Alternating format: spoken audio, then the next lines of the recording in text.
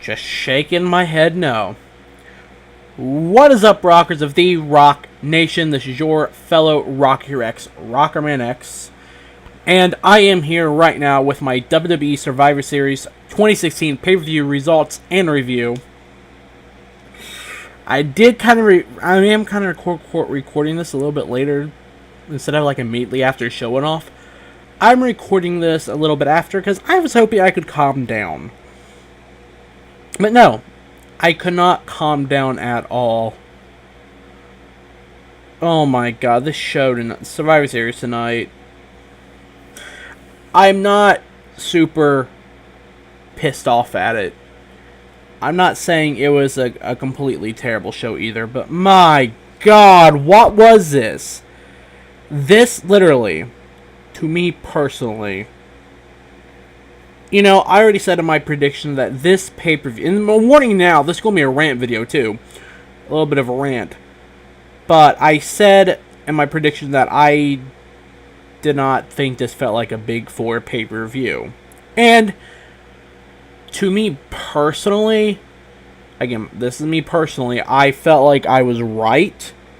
To me, it felt like more like a glorified bragging rights pay-per-view from back in the day, because where's Team Raw versus Smackdown? And I'm like, alright, you know, I can get behind that a little bit. Excuse me. Alright, you know, I can get behind that a little bit.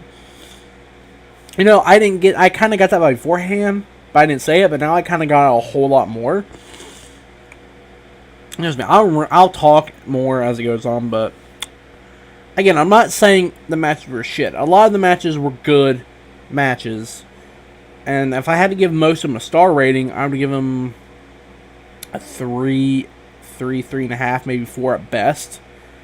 And I say this to the majority of them. There's 2 that stuck out to me. The 5v5 men's elimination tag match in Goldberg versus Lesnar, and I'll get more on that later. But as for the kickoff show, we had 2 matches that I did not predict, I did not know about. Apparently, and I didn't pay much attention to the kickoff show anyway, but we had Rick Swann, TJ Perkins, Noam Darr versus Ariya, Daivari, Tony Nese, and Drew Gulak. And again, from what I seen in this match, it was a pretty good match for cruiserweights. Again, I didn't pay much attention to it because Network was fucking up constantly during the kickoff as well. Either kicking me off or whatever, but, you know, from what I understand, it was a decent match. It was enjoyable, again, from what I was able to watch of it. And Rick Swann, TJ, I'm pretty sure it's Rick Swann, if not, correct me. But Rick Swann, Perkins, and Noam Darr picked the win. Alright, now we had Kane versus Luke Harper on the kickoff, and again, I did not watch this match. I didn't watch it all because I was off doing other stuff, but I had it on in the background. From what I understand and what other people were saying, it seemed like it was a good match, an enjoyable match. So that's a plus, and Kane won. Yay for Kane. Now moving on to the main show, that was, was more like a glorified bragging rights pay-per-view. And I will say this now too. It seems like out of every single pay-per-view this year, it seemed like the weirdest ones have been the Big Four. You know, Royal Rumble, WrestleMania, SummerSlam, and obviously Survivor Series tonight. Here's the thing. Royal Rumble and WrestleMania, those 2, perfectly fine with, you know. SummerSlam, honestly, had some complaints about it. Mainly the main event, the Brock Lesnar main event. And then you have this one, which, again, did not feel like a Survivor Series, you know. Royal Rumble felt like a Royal Rumble. WrestleMania felt like WrestleMania. SummerSlam felt like SummerSlam. But why didn't Survivor Series feel like Survivor Series? And I constantly keep saying this, but it just seemed like a glorified bragging rights. Moving on to the first match, we had the first match tonight, which I started off with the 5v5 traditional Survivor Series women's elimination tag match. Team Raw, obviously, consists of Sasha Banks, Bayley, Nia Jax, Alicia Fox, and Charlotte. Team SmackDown, or Team SmackDown Live, whatever I'm going to call them, and Natalya, Becky Lynch, Carmella, Naomi, and Alexa Bliss. And the reason why Natalya's there instead of Nikki Bella is because apparently Nikki Bella was attacked backstage, presumably by Team Raw. I'm just saying that. Right before the match started, Nikki Bella's music hit. We were wondering why everyone's out there wondering. Turns out she was either attacked or whatever. I have no fucking clue. Most likely attacked by someone on Team Raw. Most likely. Or at least this is what they want you to believe. So we got the coach Natalya in a last minute to replace Nikki Bella. And ultimately this women's match, it wasn't a bad women's match. I mean, to kick off the show, it was a fun match. It did its job to get the hype going, I guess you could say. I'm not saying it was a terrible match, though. I mean, I enjoyed it. Granted, I enjoy women's matches from time to time, and I'm not saying I never even said a women's match. I probably did say a women's match is bad, but before in the past, and it's probably rightfully deserved. But now I can kind of understand. I don't know. It's hard to explain, but again, it was back and forth all the way through. Eliminations were on spot.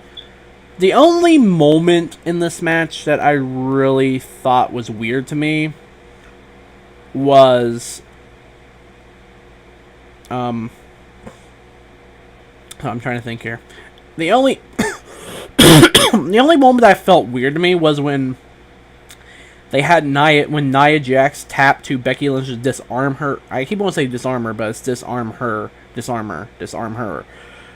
It just the way. I'm not saying it was Becky Lynch's fault. I'm not saying it's Nia Jax's fault. Might have been just the way or how Nia Jax is. I don't know. Just seeing the disarmer put on Nia Jax by Becky, it just seemed weird. Mainly because the way it was locked into me. It's like it's like Nia Jax didn't even put up a fight either to try to get out of it. Or anything like that. I mean, she obviously could have. And she eventually tapped out. She got eliminated or whatever. And this match was just... Again, it was a fun match to start off the night. I'm perfectly fine with it. It's whatever. Again, though... and then, of course, at the end of the match, Team Raw won. One of the only two predictions I got right, to be fair, tonight. Which I'm kind of shocked about that, to be honest. No. I will put this now, too. It just seemed like to me they used this event to make Raw look strong. I really feel like this whole event was just to make Raw look strong. Because honestly, the only non-team Smackdown win there was tonight, I say that because later in the night, the only one that I feel like lost cleanly. I'm saying clean because it's like, however you want to put it, was the... Well, no, not even Zayn didn't lose clean, so never mind. I'm thinking, no, never mind, he didn't. But, I'm not even going to finish what I was going to say there, because I don't know what... The only one I felt like the lost clean was probably the main events. One match I consider main event in the one match I consider should be the actual main event, and then the main event itself, which I'm going to get to that later. But, something I was going to say, and I don't remember. But, the point of it is, though, I did feel like this pay-per-view was just meant to make Raw look strong. Everybody's hyping up SmackDown, everybody watches SmackDown, everybody says SmackDown's better than Raw, and I can agree with that, because, again, I have become more of a SmackDown guy. Maybe because it has people like Dean Ambrose, Styles, it has the Wyatt, some of my more favorite guys on there. I'm not saying it's bad or anything like that, but Again, at the end, when Team Raw won, of course you had Charlotte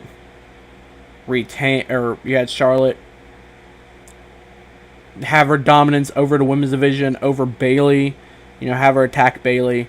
Which, I find that kind of really stupid. I mean, in a way, it makes sense because, she's heel, but she's trying to assert her dominance, saying, we were a team, we won the match, now it's back to fuck everyone initially. Which, I can understand that completely. That I can understand. I'm perfectly fine with understanding that, but I felt like So it's whatever, but I still felt like it should have just been like, a win and not really anything. Not like that, but I can understand where that comes from, so I'm not going to complain about that. They still tried, I understand that they still try to keep throughout these Survivor Series matches, you'll understand that when it comes to the feuds, they still try to keep the feuds like that were happening like on certain teams intact. They weren't completely friendly with each other, and I can get behind that as well. So yeah, Team Raw won this match, the women's match. There you go. Moving on, we have the Intercontinental Championship match, The Miz versus Sami Zayn, and surprisingly, Sami Zayn lost because I really did feel like, and honestly, I really did feel like that Sami Zayn was going to win and take the title to Raw, mainly because we're with Miz winning. That's just me personally, but who fucking knows? I'm pretty sure other people thought the same thing as well. But as for this Intercontinental Championship match, I thought it was a pretty good Intercontinental Championship match. I'm not going to lie. It lived up to what it was, even though we were expecting more Ziggler versus Zayn, which could have probably been better, maybe. I don't know. But again, this was a pretty good match, pretty solid match. It really, you can kind of understand the flow here, and it did help the flow of the event tonight. But again, it is whatever. So, yeah. Miz did win here. And with the help of Maurice, obviously, because she went over, rang the bell. Zayn thought he won. He didn't win. Miz got the pin initially, and boom, Miz won Intercontinental Championship. Match 1. Miz still Intercontinental Champion, and Intercontinental Championship still on SmackDown. Moving on now, we have the 10 versus 10 traditional Survivor Series elimination tag team match. Team Raw, obviously the New Day, Enzo and Cass, the Shining Stars, Sheamus and Cesaro, and Gallows and Anderson.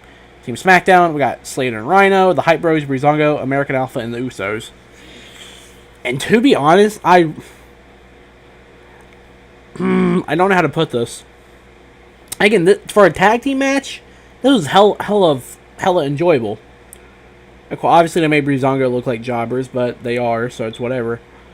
But when it comes to the New Day, and we all know I'm a fan of the New Day, why have the new... I guess they wanted to have the other tag team shine through, and show everybody, hey, we can hold our own, whatever, in a sense.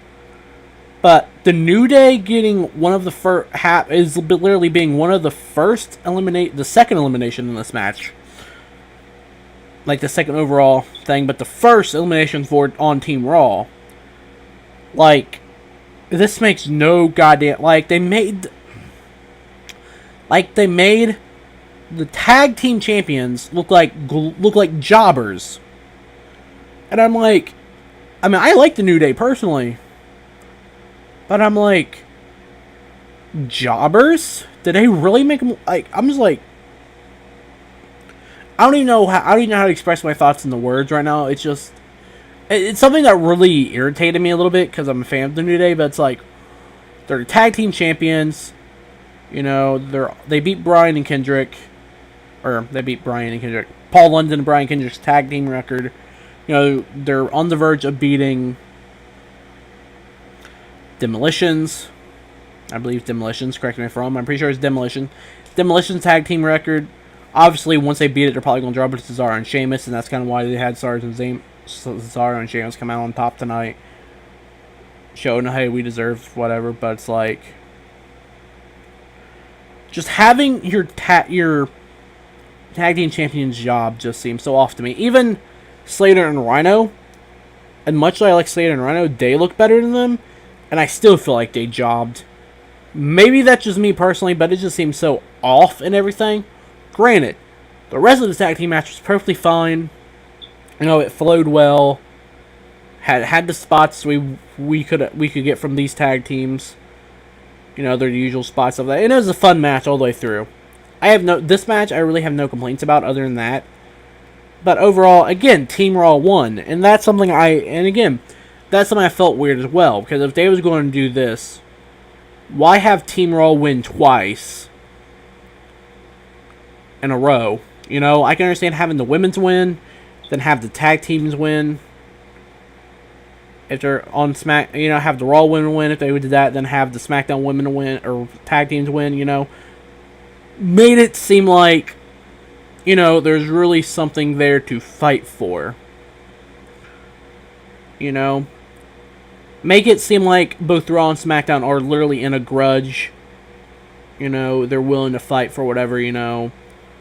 And make it come down to the Men's Survivor Series match. Make it come down to a tiebreaker, you know. Make it, technically, it would have, well, with that, it would have been best to a 2 out of 3. But really, if you think about it, hang on, I have to look at this real quick.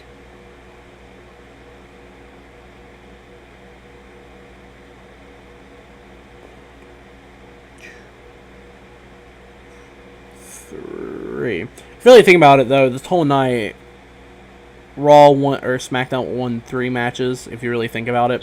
But I'll get more on that later. But again, I have no complaints about this match, though. But again, Team Raw won, and that's really another complaint of mine. Again, why didn't they have SmackDown win this match, and then, you know, make it come down to a tiebreaker? But that's neither here nor there. Moving on, we got the Cruiserweight Championship match, where the winning brand gets the Cruiserweights. Brian Kendrick, their current Cruiserweight Champion, who's on Raw, versus Kalisto, who's on SmackDown.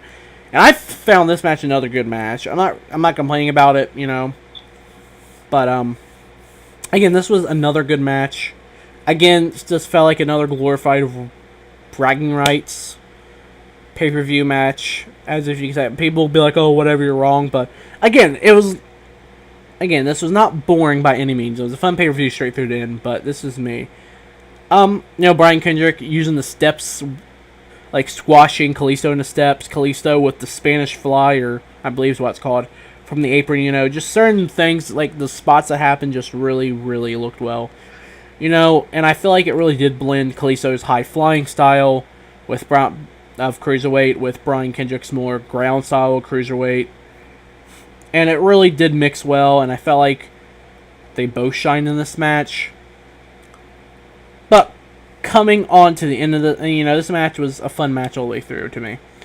Moving on, though, we have the end of the match where Brian Kendrick basically won by disqualification because someone who was supposedly injured. Well, actually, no, he wasn't injured. No, he was. It happened after that. Yeah, I think. I don't know. Or maybe not. I don't even remember what happened now. Like, we have Baron Corbin come in, basically attack Brian Kendrick, so that basically DQ'd Kalisto. And then Kalisto jumped at him, obviously, I believe it was in the days, and basically, in a nutshell, cost Kalisto the Cruiserweight title and cost SmackDown getting the Cruiserweights. Again, I forget what happened. Let me know what happened with the whole Kalisto. Did Baron Corbin say he didn't want to compete or whatever? I forget what happened. I don't know. And, you know, Baron Corbin says, oh, well, you know, I'd rather not have him around, you know, whatever. Whatever. The point of it is, I did find this match good. It was a fun match. I enjoyed it. Brian Kendrick won by disqualification thanks to Baron Corbin's interference. And moving on, we have one of the matches that... Now, this right here is the match... Yeah, excuse me. But this is the match right here that I feel like is the true main event of the night. Hands down. This was the fucking main event of the night. People can fuck off with what they say. Well, I shouldn't say that, but again, I know this is my opinion, so people can have other opinions, but it's like, this match was a hella fun match. This match was what the main event should have. Well, actually, no, I don't want to say what it should have been. This match should have been on after Brock and Goldberg, because you know what? Fuck you. That's why. This is literally going to be a rant with these last two. But we had the 5v5 traditional Survivor Series men's elimination tag match. Team Raw, you know, I forget who the fuck was even on this, but oh yeah. Sorry, I had to look at my thing again. Like, we had Roman Reigns, Chris Jericho, Kevin Owens, Seth Rollins, Braun Strowman versus Team SmackDown, AJ Styles, Dean Ambrose, Shane McMahon, Bray Wyatt, and Randy Orton. And again, this match was my favorite, absolutely most favorite match of the night, hands down, best match of the night. Could possibly, literally, 5-star of the night. I would say this was a 5-star match. Because, I mean, just everything that happened, it literally was an all-out, literally, with these two teams, just straight finish to end, it was an all-out brawl of this tag team. Like, it was just I don't want to say fuck fest, but it was just a fun as fuck match. Holy shit. I mean, fucking Shane diving through the table. That's one of them. Shane jumping, doing the leap of faith from top, like, you know, his famous move, leap of faith from the table, putting Strowman through it. And before that, we had a Strowman R-code on the table to put him there by Orton. And again, Shane jumping, leap of faith, hit Strowman through the table. Big spot, you know. Fucking Ellsworth eliminating Strowman by holding his leg when he's trying to get back in the ring. Fucking brilliant. A good fucking way to use the mascot of the team, you know. Cost him the big guy, you know, and he helped out. I fucking enjoyed that spot. I marked out for a lot of these spots because I found it funny. Either funny or fucking amazing. You know, we had the Kevin Owens being DQ'd by hitting Styles with Chris Jericho's list, destroying the list. What's going to happen? Will Chris and Kevin break up? Who knows? But again, that was just another fun spot that I liked. As much as I like Chris Jericho, just seeing him get DQ'd by hitting someone with literally a clipboard and paper, it's like, I understand it was kind of a foreign object weapon, but it's just like, how the fuck do you get It's just funny because, like, how the fuck do you get DQ'd by hitting someone with paper? It's just funny to me. You know, we had one of the best moments of the night as well, you know, because they debuted at Survivor Series, so it only makes sense. We had, literally, a Shield reunion. Rollins and Reigns on Raw. Dean on SmackDown. Dean comes in, attacks one of his own team. You know, he was already eliminated. Comes in and attacks AJ Styles. You know, the security's trying to throw him out. And then all of a sudden, Rollins and Reigns try to bring that to their advantage. They attack security guards off from. They powerbomb. The Shield triple powerbomb through the table to AJ Styles. Holy shit, that moment just seemed fucking amazing as hell. Like, that was one of the best moments of the night, hands fucking down. And then at the end of the match, you know, we had the finish, where Orton took the spear for Wyatt. Wyatt got Sister Abigail and pinned. Well, basically Roman Reigns. You know, we also had the when Shane went for the coast to coast, and he basically got eliminated. You know, he hit Reigns Reigns hit him with the spear, like the leaping spear, and it just seemed fucking phenomenal as well. No pun intended, because even though it's not AJ Styles, but still no pun intended. And the funny thing is, Shane kicked out. You know, the referee said, "Oh, he can't compete," but Shane did kick out technically. So it's like, you know, I really did feel like this whole. I still, no matter what, I still feel like this pay-per-view was about making Raw look strong. But I feel like this was one of the few matches of the night, mainly this match of the night, made both brands look strong. And I really feel like that way, both brands look strong because of this match. It was just hell of, like, I don't even know how to put it, like that whole match, I was on the edge of my seat, sitting there, or laying there, I should say, but basically on the edge of the seat, just just marking out. I don't want to say marking out, but you get my point. You know, just loving every minute of it, just like, holy fuck, this is fucking amazing. Match of the night by far. Fuck anyone who says it's not. You know, it's whatever. But at the end of the night, we had my second prediction of the night right. The only other one I got right.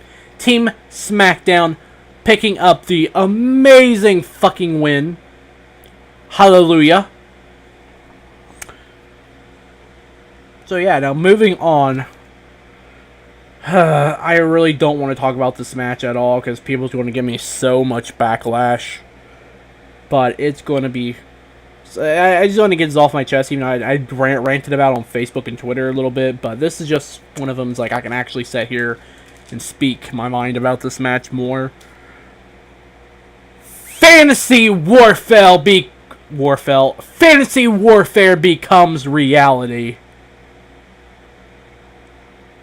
We got the Beast, Brock Lesnar versus one of the, in quotation marks, the greatest WCW champion ever. Fuck off. That was David Arquette. Ready to rumble! I'm sorry, I liked that movie, but Dave Arquette being champion was pretty funny. But yeah, Brock Lesnar versus Goldberg.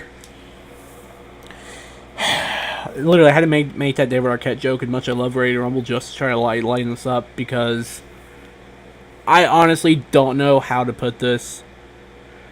I didn't, at the beginning of this, I already told myself, and I told people that I've talked to about this, I have no high expectations for this match. You know, I have no expectations at all for it even. It's going to be a complete shit show. And I said this in my predictions too, it's going to be a shit show. And it really was, I felt like a shit show. Like, everyone, everyone expecting this huge war. Like, the way they tried to hype it up. They made it feel like it was going to be this war match. Granted, anything that happened, like, whole match is like 3 minutes long. I say roughly 3 minutes long. I'm assuming 3 minutes, maybe a little bit more, maybe a little less. But it's like, your main event is 3 minutes long. Granted, that's less than Goldberg and Orton at SummerSlam. Or Goldberg, Orton. Lesnar and Orton at SummerSlam. Why?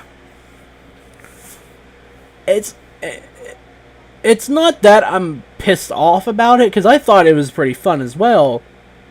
What I'm more pissed off about is I told everyone that this match is going to be a shit show. I have no expectations for it. And what the fuck was it? Literally, a Goldberg squash match. An old school Goldberg squash match. How the fuck is that even believable? Explain this to me. I'm not, like, literally. How the fuck was that even believable? Like, you expect it. I don't care. I understand the first match was shit, going on as long as it did. But at least let them fight more than what literally it was. Literally, all Brock did was shove Goldberg in the corner. Like, yes, it was like more of a it's like a what the fuck moment shock, but then you're pissed off about it because the way they hyped it up. It's like Goldberg's a big dude, you know. Goldberg's a big dude. Brock's a big dude. Just, how is it believable that Goldberg two-spear Brock, jackhammer Brock, win, pin?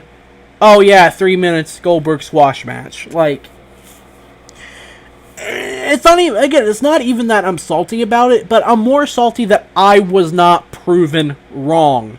This is what pisses me off the most about this match. I was not proven wrong. Actually, well, I will get on my phone and tell you exactly what I said. Like, I can understand if this is setting up a match for WrestleMania, which it probably is, or the fact that Goldberg, it was going around that Goldberg was injured before Survivor Series. Alright, I can understand that. But what was the point in this match? Like, what was the fucking point? Not only did it make, literally, I'm not saying it's bad, but not, if you're trying to make Goldberg look good, you know, it did, but again, it just seemed like an old school nostalgia Goldberg squash match. Not only that, but I felt like it ruined Brock. Now, I am not a Brock fan by any means, you know, but just how? My question is, how did Brock even agree to this match? Granted, he was getting paid, but how the fuck did he agree to it? Not only that, I don't even know more to say. Like, like, I can go rant on about this forever and ever and ever. But this match was the epitome of it not feeling like a Survivor Series. And I say that truthfully. Again, this felt like a glorified bragging rights. And the Brock Goldberg match was the epitome of that. It's like, I'm disappointed in the match, too, because, again, I went in no expectations for it, but I'm also a little bit disappointed in it. Because, again, I want it to be proved wrong. So bad I want it to be proved wrong. And I just wonder, you know, that crowd, You know, I want to know how people in that crowd as well left feeling. Like, I really do want to know how they left feeling. Like, I can understand at the moment they're like, what the fuck? Oh my god, this is awesome. But imagine after they left the arena, when they got home or whatever. It's just, you know, my final thought is, you know, and this is a question more so of my final thought, but was this truly Vince sticking it to WCW? You know, putting the final nail in the coffin. You know, we had Sting come back for WCW. Sting lost both his matches. Goldberg match, you know. It seemed like Vince just... literally, it just seemed like Vince just tried to one-up what WCW did with Goldberg squash matches. And he eventually did a Goldberg squash. Granted, it's just like... I don't know much about his WWE run other than the whole Brock versus Goldberg at WrestleMania 20, I believe it was. You know, I don't know much about his WWE run. But I know his WCW runs a bunch of squash matches initially. And again, this is like... I don't even know how to put... Again, was this really Vince, or... I don't want to say Vince, but whoever... I guess you could say Vince. But was it really putting the final nail in the coffin for WCW? You know, having... I mean, some people say it's not because... Oh, no, it's not because Goldberg won. And I can understand that point, and I can make... And, like, you know, it's a valid argument to make. But at the same time, it's like, or was it, as I already said, because it was a Goldberg squash match. An old school squash match. Again, I don't even know how to put it. It's like my disappointment's turned to... It's like my shock has turned to disappointment. My disappointment has turned more into anger towards this match. And that's why I tried to put off recording this, but I knew I had to. Yeah, Goldberg won, as you already heard me ranting about, so it's whatever. I didn't mean to have this video go on this long, but it's whatever, so... You know, literally, let me know your Survivor Series opinion down below. You know, this pay-per-view by far did not suck by any means. You know, it was still a good pay-per-view, still fun, enjoyable to watch, but really, the two most memorable moments, one of them being the good one, at least to me, the 5v5 men's Survivor Series match, and the second one being kind of the good, kind of the bad one, Brock versus Goldberg. Let me know your opinion down below, especially the Brock Goldberg one. I really want to know your guys' opinion. I really do. Like, people can be like, and people can even bash me for my opinion. I really don't care. I just need to get that off my chest, and it's going to be on my chest for a while. So, yeah. Hope you guys enjoyed this video. Again, didn't mean for it to go on this long, but until next time, guys, live free and rock.